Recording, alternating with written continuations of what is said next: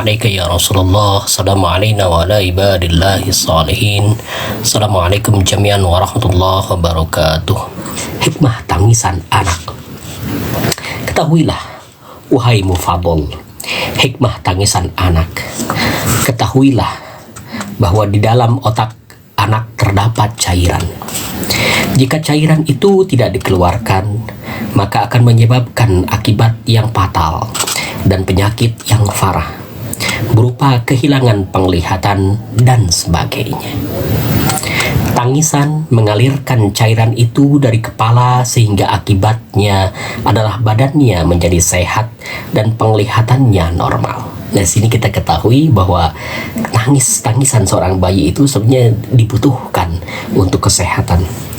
Bukankah sering terjadi anak memperoleh manfaat dari tangisannya, sementara kedua orang tuanya tidak mengetahui hal itu?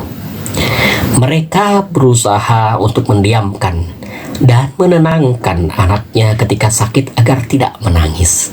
Nah, biasanya kan orang tua buru-buru untuk menenangkan supaya tidak menangis dan sebagainya. Tapi justru di sini, menurut Imam Ja'far Al-Shadiq, bahwa dengan menangis itu ada aspek kesehatan tubuh kembangnya anak, dari aspek otak dan sebagainya. Mereka tidak mengetahui bahwa tangisan adalah lebih baik bagi anaknya dan lebih baik kesudahannya. Demikianlah bahwa di dalam segala hal terdapat manfaat yang tidak diketahui oleh orang-orang yang meyakini bahwa segala sesuatu terjadi dengan ketidaksengajaan. Kalaulah mereka mengetahui hal itu, mereka tidak akan mengatakan bahwa tidak ada sesuatu yang bermanfaat disebabkan mereka tidak mengenalinya dan tidak mengetahui sebabnya. Setiap hal yang tidak diketahui oleh orang-orang yang ingkar, diketahui oleh orang-orang yang arif.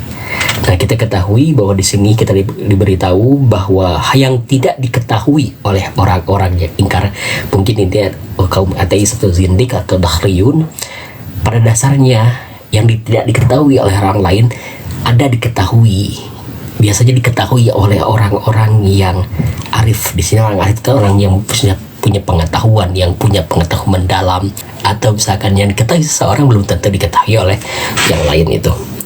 Nah, termasuk juga tentang penciptaan ini oleh orang-orang yang belum sampai pengetahuannya, ya tidak akan diketahui.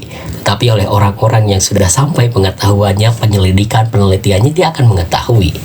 Gitu ya, seperti fenomena kemarin misalkan ru'yah gitu ya, melihat perbintangan, melihat hilal dan sebagainya. Oleh orang seperti saya kan tidak mengetahui, tapi yang mengetahui kemudian menyampaikannya dan kita menjadi tahu. Jadi ada orang-orang yang arif di sini, mungkin orang yang mengetahui, al-araf, yang mengetahui, yang mengenal, gitu, makrifat ya. Banyak hal yang terbatas bagi makhluk diketahui ilmu pencipta yang maha suci dan maha tinggi kalimatnya.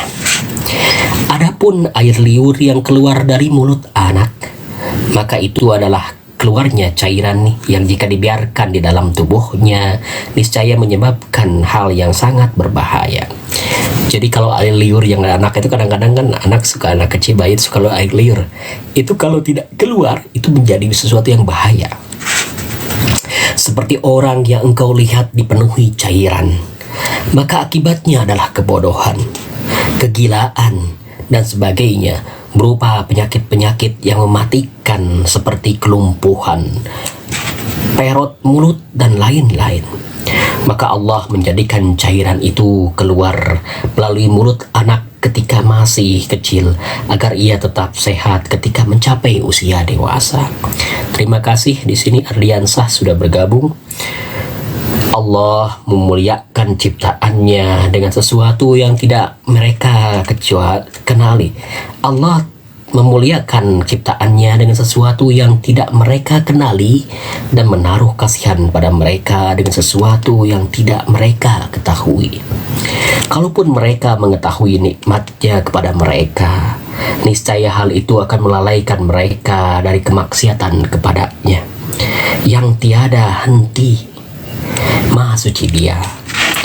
Betapa betapa agung kenikmatannya dan memberikannya kepada yang berhak dan yang lainnya dari ciptaannya. Maha tinggi dia dari apa yang dikatakan orang-orang batil. Sallallahu alaihi sayyidina Muhammadin wa alihi tahirin walhamdulillahi rabbil alamin. Bapak dan Ibu serta kawan-kawan yang menyimak Salawat Channel, terima kasih. Hanya sekian saja yang bisa saya bacakan. Mudah-mudahan bisa ada yang bisa diambil manfaatnya. Kalaupun nanti ada yang ditanyakan, komentar dan sebagainya, silahkan sampaikan saja.